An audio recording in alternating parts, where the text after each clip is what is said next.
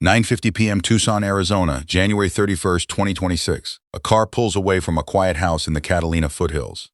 The taillights disappear around the corner, and an 84-year-old woman steps through her front door into the home she has lived in for over 50 years and closes it behind her. That is the last confirmed moment anyone saw Nancy Guthrie alive.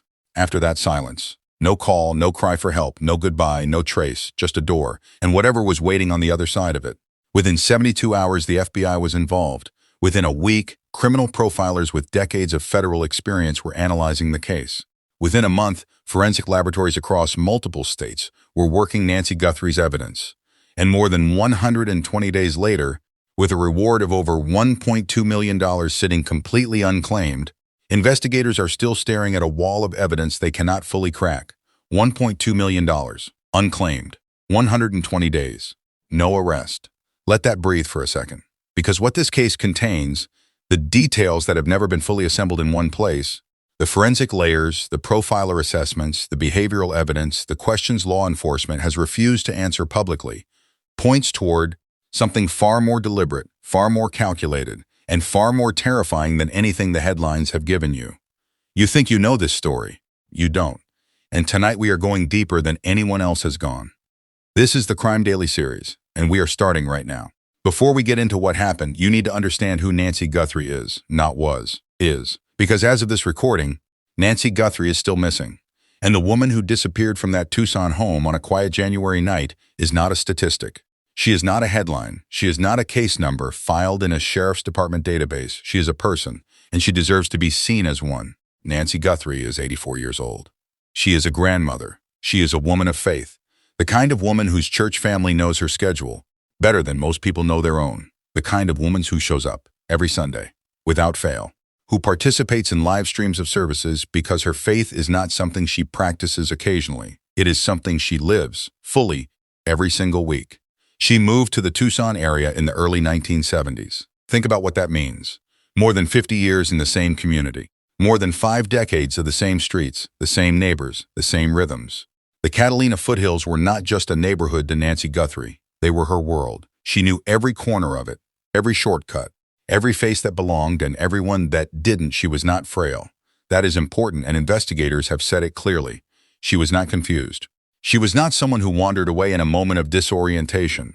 Family members who know her best describe her as mentally sharp and fiercely independent. She was a woman who lived alone by choice, not by circumstance.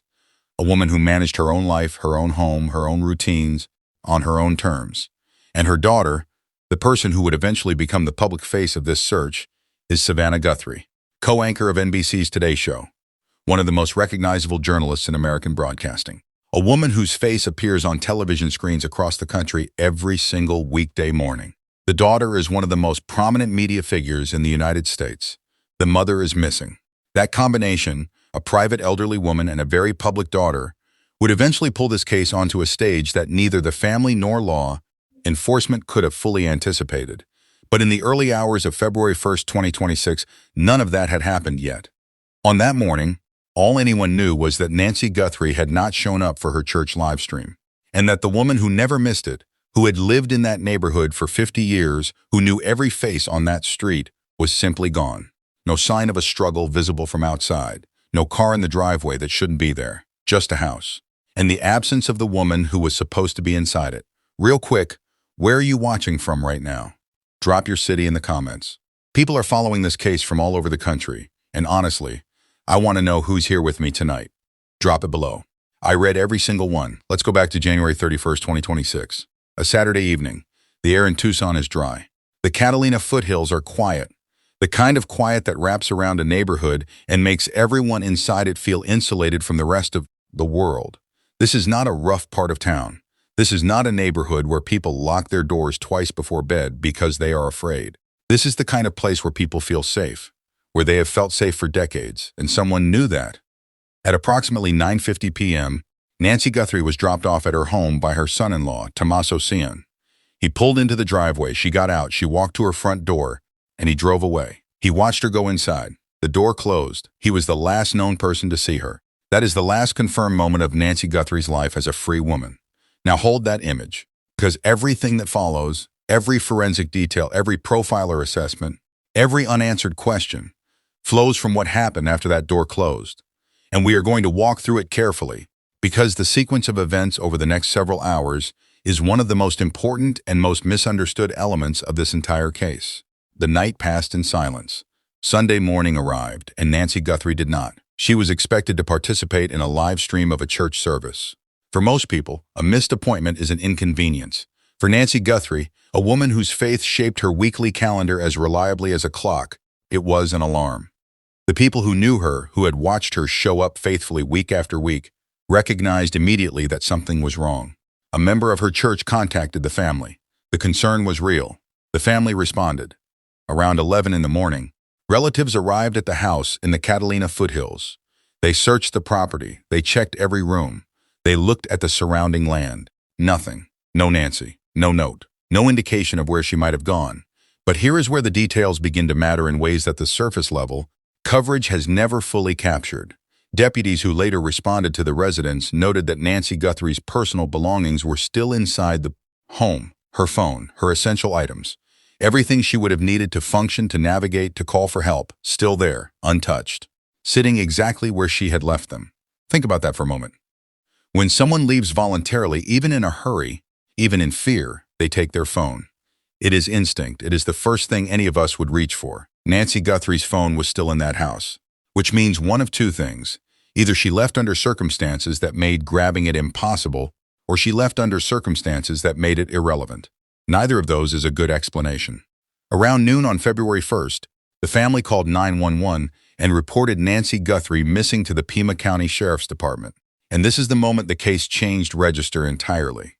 Because law enforcement arrived, looked at the scene, looked at the phone still sitting on the counter, looked at the belongings still in place, looked at the home of a sharp, independent, deeply rooted woman who had no reason and no history of going anywhere without a word, and stopped treating this as a wellness check. This became a missing persons case, and then very quickly it became something more. A woman who knows her neighborhood like the back of her hand, a Saturday night drop-off from a trusted family member, a door that closed at 9:50 p.m., and by 11 the next morning, she was gone without a single trace of where. The quiet that had always made this neighborhood feel safe had swallowed her whole. And someone had been counting on exactly that. Most people have heard that there was surveillance footage. Very few people understand what was actually in it. 4 images. That is what investigators recovered. 4 frames captured by a camera positioned at Nancy Guthrie's front door. And what those 4 frames show has become one of the most analyzed and most debated pieces of evidence in this entire investigation. A person, wearing gloves, wearing a mask, carrying a backpack. And they were not walking past. They were not standing at a distance. They were at the camera, tampering with it, deliberately, methodically, working to neutralize it before it could record anything else. Let that land. Gloves, no fingerprints, mask, no face, backpack, prepared for something, and the knowledge of exactly where that camera was positioned and what it would take to disable it. This person did not stumble onto this property. They did not choose this house on impulse because the lights were off and the neighborhood was quiet. They had been to this house before, physically or through surveillance of their own, and they had mapped out that camera's location in advance. FBI Director Kash Patel, speaking on this case, said this directly and plainly: the potential subject is armed at the front door of an 84-year-old woman who lives alone. This was a mission. It was planned. It was executed. A mission. That word carries weight. But it is Dr. Ann Burgess, and we will get to her credentials in full detail in a moment, whose analysis of this footage reaches the conclusion that changes the shape of the entire case. Dr. Burgess reviewed the surveillance images and offered this assessment. The suspect's actions suggest deliberate planning. It doesn't appear to be random behavior. The individual seems to have a purpose for being there. Not random, not opportunistic, not a crime of chance. A purpose. And then she went further, because Dr. Burgess, with decades of behavioral analysis behind her, did not stop at confirming what the footage showed. She interpreted what it meant. And this is where the case takes a turn that most coverage has not fully followed. According to Dr. Burgess, the behavior captured in that footage could indicate that the suspect expected Nancy Guthrie to open the door voluntarily rather than forcing entry. Read that again slowly. If someone intends to break into a home, Dr. Burgess explained, there are simpler methods. The behavior here suggests the offender may have wanted the victim to respond directly. They wanted her to open the door herself, which means one of two things. Either Nancy Guthrie knew this person, recognized them, felt safe enough in that recognition to unlatch the bolt and swing the door open, or this person knew exactly what to say, what to do, and how to present themselves to make an 84-year-old woman living alone feel safe enough to let them in. Both of those possibilities are terrifying, and here is what makes it worse. As of this recording, law enforcement has not publicly confirmed either one. The question of how entry was gained, of whether that door was opened from the inside or forced from the outside, it remains one of the most guarded details in this entire investigation. 4 surveillance images: gloves, a mask, a backpack, and a camera being disabled with the calm efficiency of someone who came prepared. And on the other side of that door, an 84-year-old woman who had no idea that whatever was about to happen had already been planned long before that Saturday night. Let's talk about what was found inside. The phrase that law enforcement used early in this investigation was careful, measured, and deliberately restrained. They said that evidence recovered at the residence indicated that Nancy Guthrie had been taken against her will. Pima County Sheriff Chris Nanos stated clearly that he believed she had been abducted, taken against her will. That is the official language. An official language is built to inform without inflaming, to communicate without revealing everything investigators know. But here is what that phrase does not capture. There was blood inside that house, not a smear, not an ambiguous stain that could have multiple explanations. Blood stains confirmed by investigators to be Nancy Guthrie's blood, on her own property, in the home she had lived in for more than 50 years. Dr. Burgess, when asked about the interior evidence, said this without hesitation: something went very wrong inside that house. Something went very wrong. That phrase, coming from a woman who has spent her career analyzing violent crime, who has sat across from serial killers and built the frameworks the FBI uses to understand the darkest corners of human behavior, is not a casual observation. When Ann Burgess says something went very wrong, she is telling you that the evidence inside that house paints a picture that is difficult to look at directly. And the detail that keeps pulling investigators back, the detail that no official statement has fully accounted for, is the gap. 9:50 p.m. The door closes behind Nancy Guthrie. 11 a.m. the next morning, her family arrives to find the house empty. 13 hours. 13 hours in which something happened inside that home that left blood on the property and took a woman away without a single neighbor reporting anything unusual. 13 hours of the Cattle Foothills being exactly as quiet as they always are. Her phone is still inside, her belongings untouched. The house is not ransacked. This was not someone who came to take things. Drawers were not emptied. Valuables were not swept off shelves. Nothing about the scene suggests a robbery that escalated. Everything about it suggests something else entirely.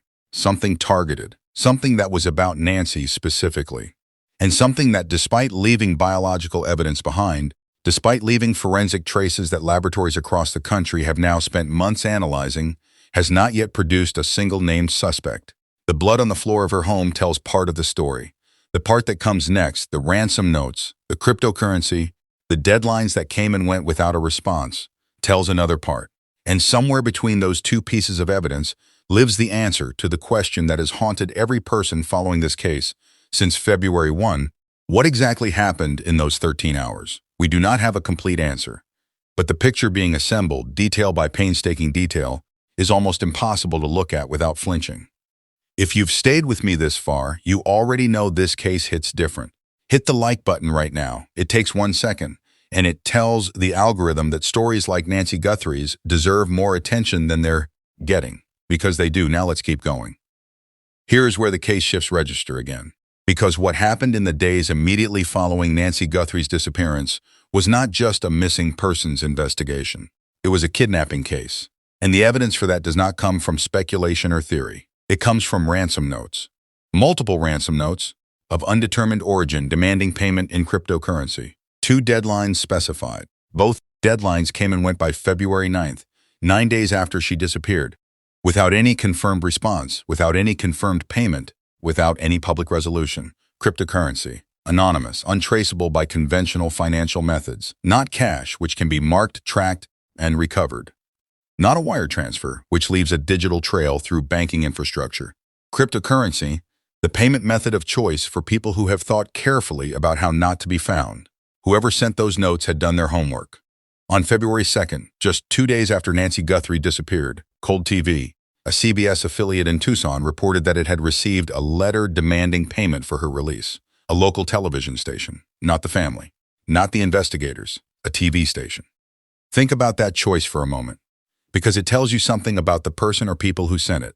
Sending a ransom note to a media outlet is not the behavior of someone who panicked and grabbed a woman on impulse and then desperately cast around for a way to profit. It requires forethought. It requires preparation.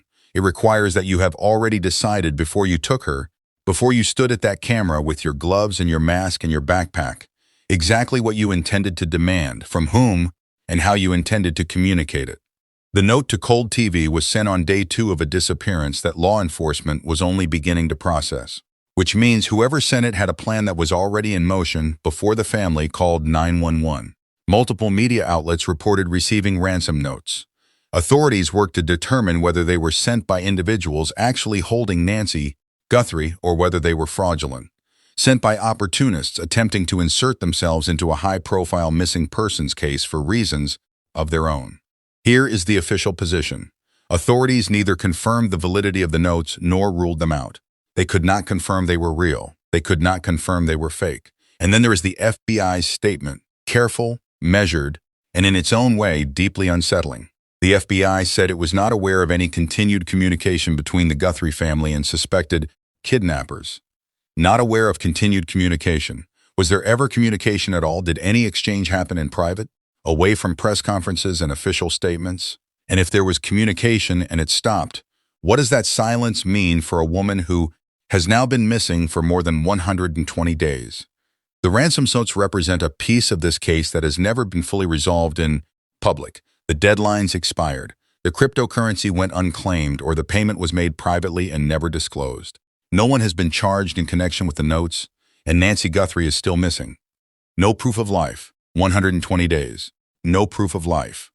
If you understand what those words mean inside a kidnapping investigation, the clinical weight of them, the investigative implications of their absence, then you understand exactly why the people closest to this case are operating in a state of sustained, quiet terror. Before we go any further, you need to understand who Dr. Ann Burgess is, because her voice in this investigation is not the voice of a television commentator or a retired detective offering opinions for airtime.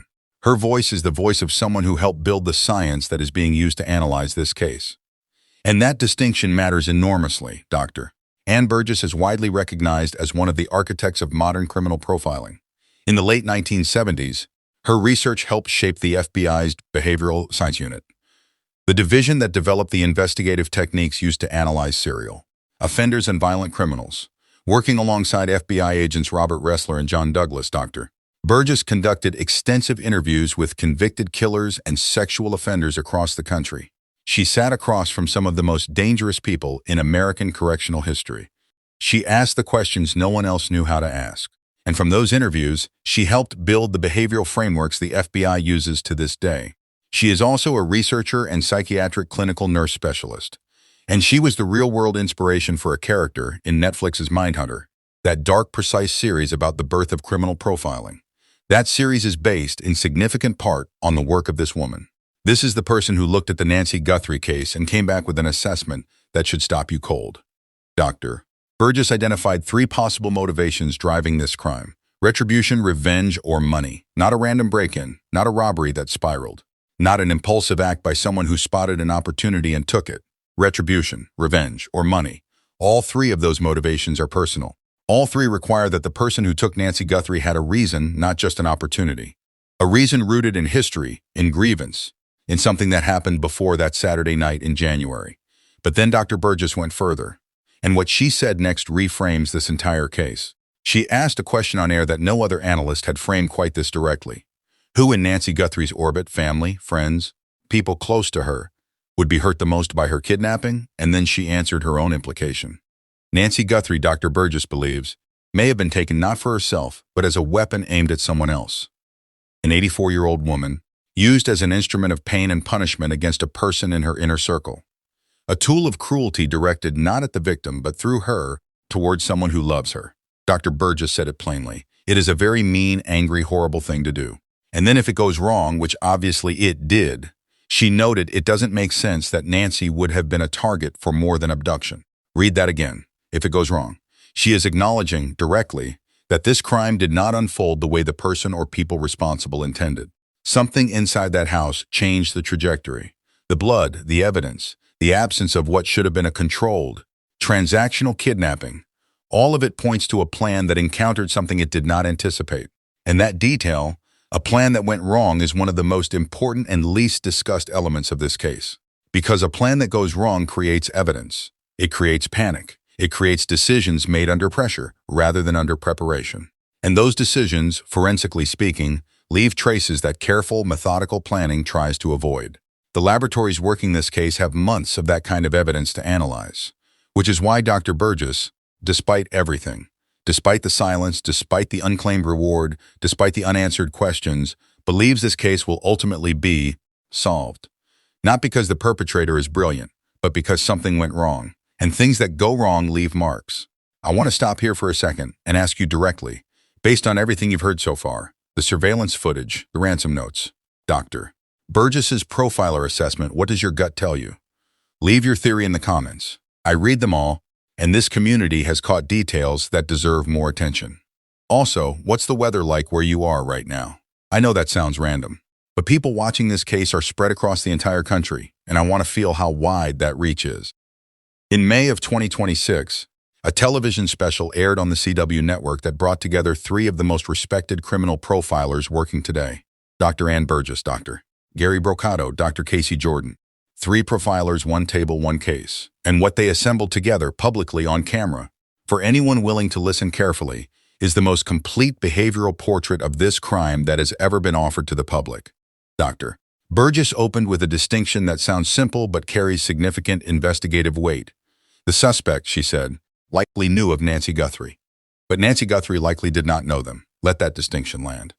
Because it is not a small one. Knew of her. Not knew her. Not had a relationship with her. Not was part of her life in any way that she would have recognized or registered. This is a one-sided connection, a one-sided obsession, or a one-sided grievance. Someone who had built a picture of Nancy Guthrie in their mind from observation, from proximity, from some interaction that left a mark on them but meant nothing to her, and who had decided at some point to act on whatever that picture made them feel. Dr. Burgess went further with a list that is almost impossible to dismiss once you hear it. The suspect could have been someone who saw Nancy Guthrie on the Today Show, appearing alongside her daughter Savannah. It could have been an Uber driver who felt undertipped. It could have been any one of hundreds of service workers who passed through her life over 50 years of living in that community. A contractor, a delivery person, a technician, someone who sat across a counter or stood in her driveway or walked through her front door on a completely ordinary afternoon and left carrying something she never knew she gave them. 50 years. The same neighborhood, the same house, the same streets. That is 5 decades of human contact. 5 decades of faces, interactions, small moments. Most of them entirely forgettable, all of them potentially significant to someone whose grievance began in one of them. Dr. Burgess also raised a point that reframes the criminal psychology of this case entirely. Abductions of elderly victims are extremely rare. This is not a standard category of violent crime. It is not common. It is not something that happens by accident or in the heat of a moment. Whoever took Nancy Guthrie made a specific, deliberate choice to target an elderly woman.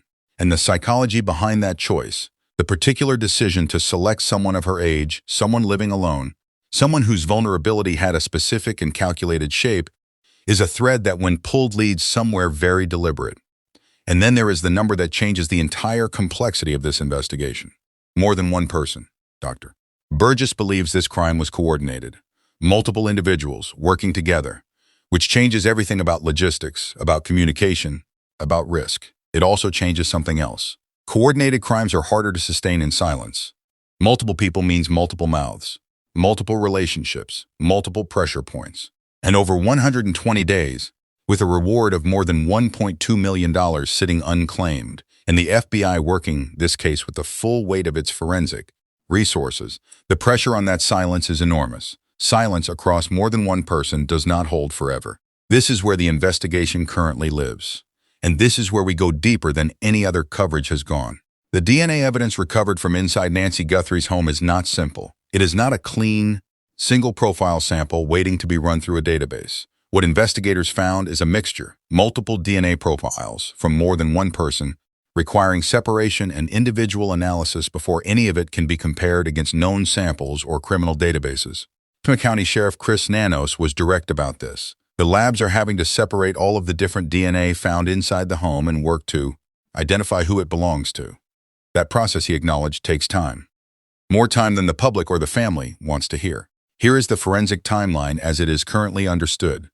Shortly after the crime scene was processed, DNA evidence from inside the home was sent to a private laboratory in Florida. That lab worked the samples for 11 weeks. 11 weeks of analysis before the evidence was transferred to the FBI for more advanced examination. 11 weeks, and whatever the Florida lab produced was not enough. The FBI needed to go deeper. Fox News reported that a forensic laboratory in San Francisco, the same lab that helped crack the Rex Heumann serial killer case, one of the most forensically complex investigations in recent American history, is now believed to be involved in working Nancy Guthrie's DNA evidence. Think about what that means. The laboratory resources deployed for this investigation are not standard. They are exceptional.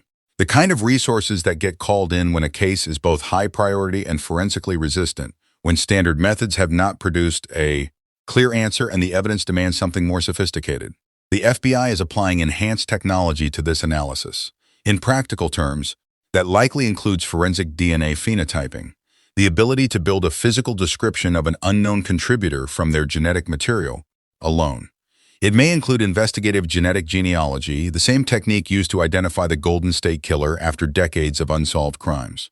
It involves probabilistic genotyping, statistical modeling of mixed DNA samples to separate individual profiles from the noise. This is not routine crime lab work. This is the front edge of forensic science. Alongside the DNA, investigators have assembled a catalog of digital evidence.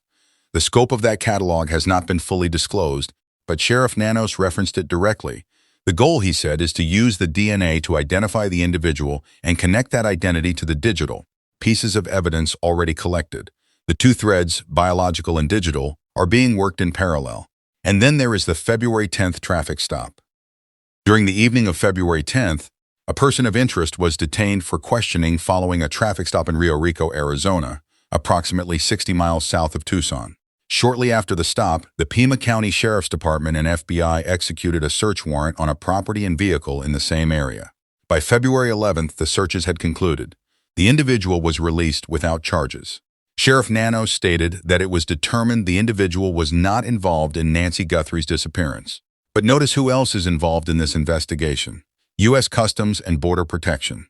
That agency operates at the international boundary, and the international boundary is roughly 60 miles from Nancy Guthrie's front door. The involvement of Customs and Border Protection has never been fully explained to the public. It has never been dismissed either. 60 miles. A detained person of interest, a search warrant executed and then closed, and a federal border enforcement agency still listed among the investigative partners. The total reward for information leading to Nancy Guthrie's recovery, or to those responsible for her disappearance, now exceeds $1.2 million. $1.2 million, unclaimed, still waiting, and the forensic laboratories across multiple states are still working. The answers are coming. They have not arrived. There is a memorial outside the house in the Catalina foothills, yellow flowers that have faded in the Arizona sun, a banner bearing Nancy Guthrie's photograph, and the driveway and the path up to the front door, both roped off with no trespassing signs, still marking the perimeter of a crime scene that has not yet released its secrets. Across the street, rocks and cuttings of prickly cactus plants have been arranged near where the edge of the property, full of the wild desert shrubs and plants that define this landscape, meets the asphalt road. Investigators have not linked them to the case. They have not publicly dismissed them either. And the online communities following this case have spent weeks debating what they mean, if anything. A message, a marker, a coincidence in a desert state where the earth itself seems to keep its own secrets. The neighborhood has gone quiet again. The quiet that once made people feel safe. And somewhere inside that quiet lies a crime that is still being solved. This case drew international attention within days of Nancy Guthrie's disappearance. But the story that captured the widest audience, the one that put a human face on the investigation in the most visceral way possible, was not about forensic labs or ransom notes. It was about a daughter. Savannah Guthrie, co-anchor of the Today Show, suspended her broadcasting duties to participate in the search for her mother. She walked away from coverage of the 2026 Winter Olympics, her own network's signature event, because her mother was gone and being on television felt like the wrong place to be. She was absent for 2 months. 2 months of not sitting in that anchor chair. 2 months of not knowing. 2 months of operating inside a fear that no professional accomplishment, no public profile, no amount of experience covering the world's hardest stories could prepare a person for. When Savannah Guthrie returned to the Today Show on April 6th, producers had already put protocols in place. If breaking news about the investigation emerged during a live broadcast, Savannah would be quietly moved off set. Another anchor would handle the story on air. She would be told privately, away from cameras and microphones, before she could hear it on the air alongside the rest of the country. Think about what it takes to go back to that desk, knowing that protocol exists, knowing that at any moment, the person reading the news might have to stop, and someone else will have to read the part about your mother. She went back anyway. She renewed her public appeal for information. She urged anyone with knowledge about her mother's whereabouts to contact authorities. She continued to offer the reward, continued to be present, continued to push forward in the only direction available when the investigation is in someone else's hands. There is no manual for what Savannah Guthrie has been navigating, and there is no resolution yet to offer her. Here is where we stand as of today. Nancy Guthrie remains missing from her Catalina foothills home. Investigators have offered few public updates. No suspects have been publicly identified. No arrests have been made. The DNA recovered from the scene remains under examination. The forensic laboratories continue their work. In early May of 2026, a discovery near Tucson briefly sent a wave of dread through everyone following the case. A local content creator found human bones several miles from Nancy Guthrie's residence. Authorities confirmed the remains were human. The world briefly and horribly held its breath. Investigators identified the remains as a prehistoric Native American burial, not Nancy, ancient, and the search continued. A retired FBI supervisory agent speaking on the current state of the investigation offered a perspective that is either reassuring or chilling depending on how you receive it, and probably both at once.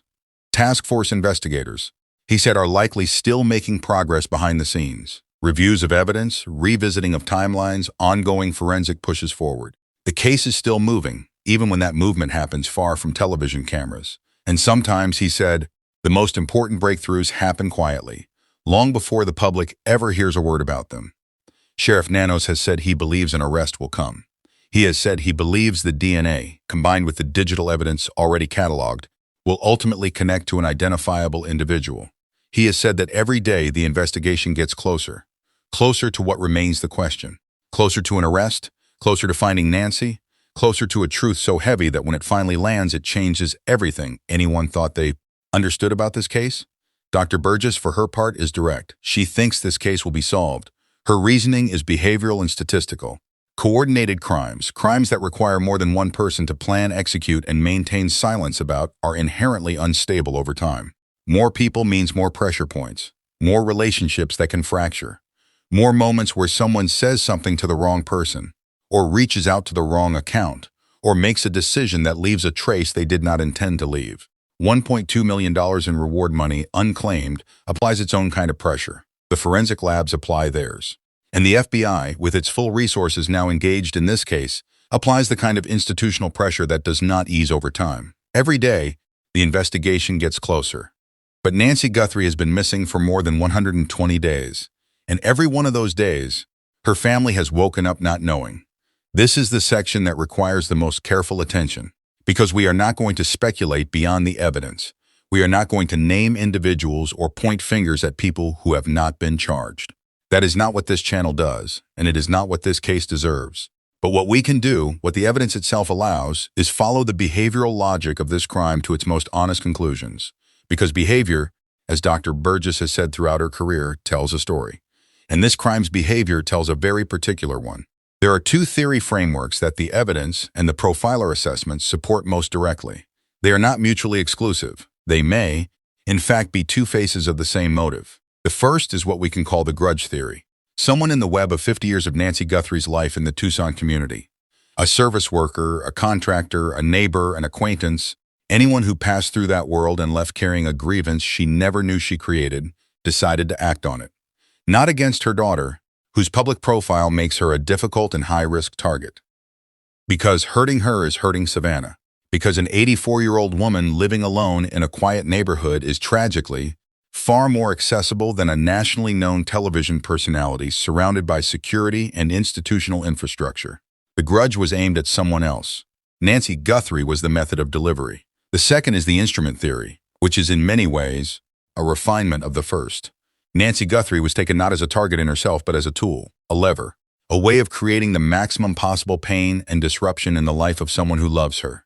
And the ransom notes, the cryptocurrency, the deadlines, the contact with media outlets were not primarily about money. They were about control, about demonstrating to whoever was the actual intended audience that this person or these people had the power to reach into an ordinary evening in Tucson and remove an 84-year-old woman from the only home she had known for 50 years.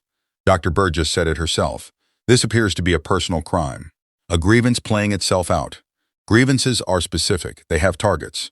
And when you follow the behavioral logic of this crime, the planning, the surveillance, the coordinated team, the cryptocurrency, the media outreach, what you find is not the fingerprint of a random predator.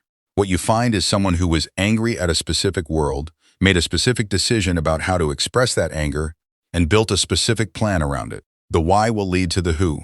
It always does. That is not speculation. That is 50 years of behavioral science, assembled by people who have sat across from the worst that human beings are capable of and come back with a framework for understanding it. The answer to this case is inside the why, and investigators are working toward it quietly, methodically, with the full weight of the most sophisticated forensic resources available. We will be here when they find it. Let's come back to where we started. 9:50 p.m., a quiet street in the Catalina foothills, a car pulling away from a driveway, a door closing, and a woman who had called that neighborhood home for more than 50 years, stepping inside for what should have been another ordinary night. 120 days later, that door is roped off with crime scene tape.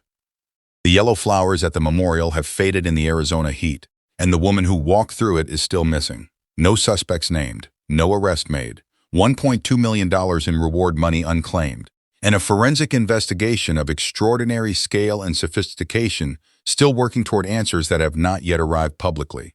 If you know anything at all, about what happened to Nancy Guthrie, or about who may be responsible for her disappearance, the number to call is 1-800-CALL-FBI. That is 1-800-225-5324. You do not have to be certain. You do not have to have proof. Even small details, as investigators have said directly, may be significant. A conversation that felt wrong. A person who said something they should not have known. A vehicle somewhere it should not have been. A detail that has sat in the back of your mind for weeks because you were not sure it mattered. It might matter.